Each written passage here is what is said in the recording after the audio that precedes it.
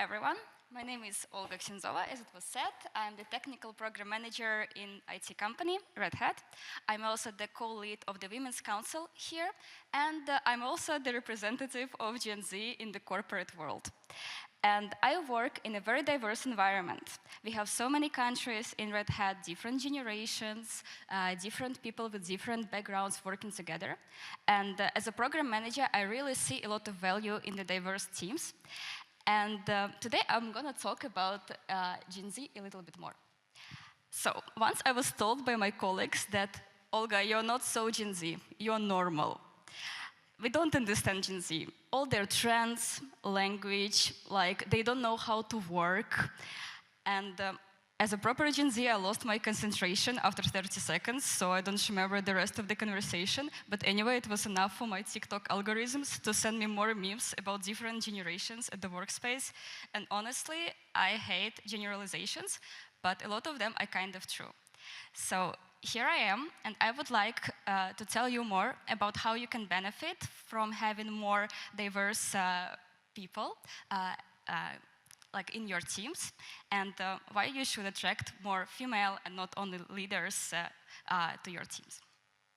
So let's first talk about facts. If you have no idea what I'm talking about, there is such a thing as generations theory, which says that people who are born within a certain period of time, they have common traits because they were raised in the same historical, technological, and social environments. And what we know about Gen Z so far, it is the first real digital natives, because those are the people who probably don't know how to do their homework without internet. They used to have mobile phones from very young age. And because they were born from 1996 to approximately 2010. So this is this period of digitalization. They are quite famous for their idealism. You probably all know Greta Thunberg and her strive for climate change. And just to sum it up, a general Gen Zer will probably Google how green your company is and if you have quite a diverse leadership.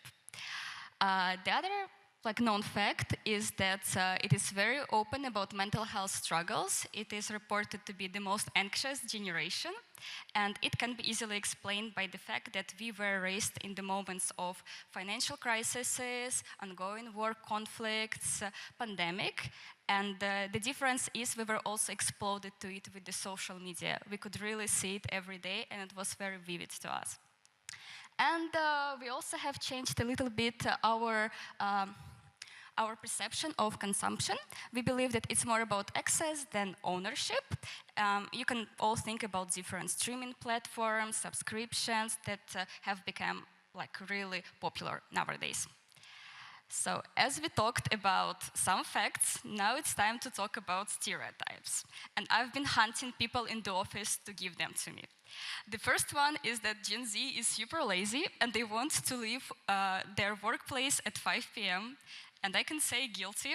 I do the same, and I really hope that I will motivate my colleagues to do the same and stop writing me emails at their vacations.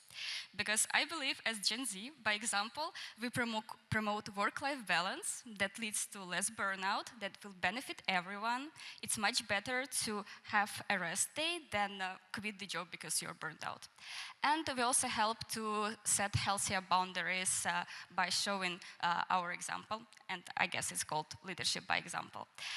So also, as a Gen Z, I was lazy, so I decided not to search for pictures on the internet, but to generate them with AI, because I believe we should work smarter, not harder.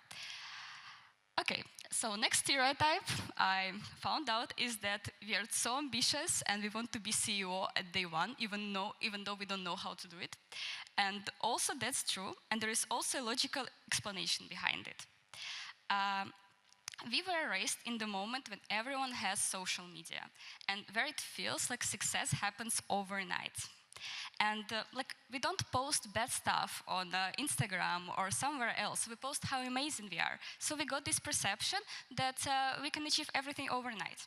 And I believe it's not all bad, because we come to our first jobs full of ideas, and we are happy to present them from day one. And I think this is something what a lot of employees can really benefit from, because we do not really care much about hierarchies, and like we are actually ready to break the status quo and question the outdated processes. Just imagine having some experienced employee teamed up with the Gen Z with fresh ideas who is eager to ask a lot of questions.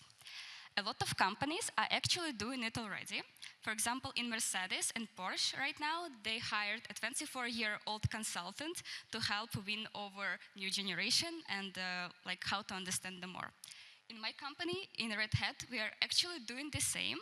We hire a lot of interns, and almost every team has an intern, like some student who is bringing fresh ideas.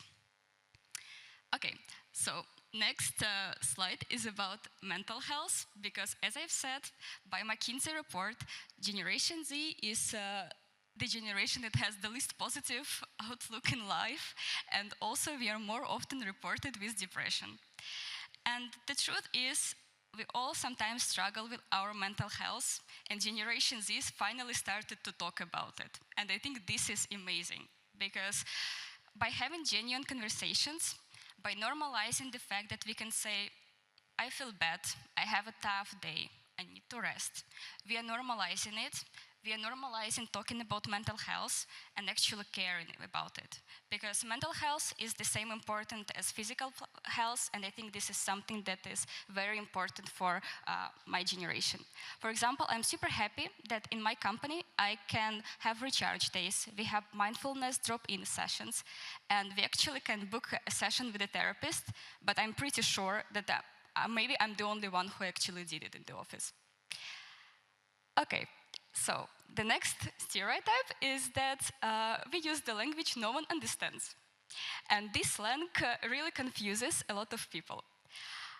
And for me, it is the demand for transparency. Again, according to the reports, nearly half of Gen Zers and millennials feel left out by the buzzwords in the corporate world and also by all the political language the corporations usually use. And for me, using more authentic language makes a lot of decisions more efficient, because we are eager to say directly in a very transparent way what we want, that the idea is lit, that we can slay in this project, rather than having a huge political conversation about how we can actually benefit from it.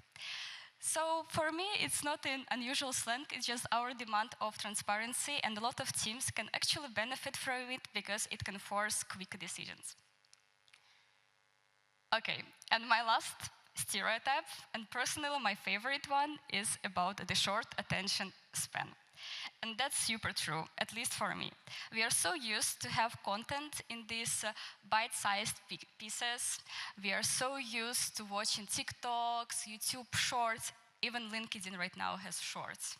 So yes, we are guilty of it. It has its own outcomes, but at the same time, we can treat it as rapid processing. Again, Microsoft research shows that even though the attention span decreases, we are much more better in filtering the information and selecting something that is actually useful. As the world is developing, I guess it's very important to be able to select information quickly and to see what is important, because the amounts of information will be increasing more and more. Yesterday, we were talking a lot about AI, and this is actually the generation that will be able to grab it super quickly, because we are so used to it.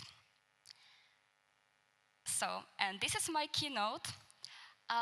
Let's shift our mindset. What we may see as a bug in Gen Z may actually be a feature. So our talks about mental health isn't about weakness, it is about strengths. Our laziness can be called efficiency. For example, our short attention span is actually rapid processing. And what is the best about it, it's not only about Gen Z. Every generation has something to offer and some unique skills that we can usually use for our benefit. And that is absolutely amazing. So I'm a huge advocate for diverse teams and having different people with different mindset and different ideas. We are doing it a lot in Red Hat, and we have a lot of cool cases about it. So thank you a lot for your attention. I will be happy to discuss it more during the networking, and if you would like to argue or vice versa, give me more example about successful cases of diverse teams, I will be super happy to hear it. Thank you.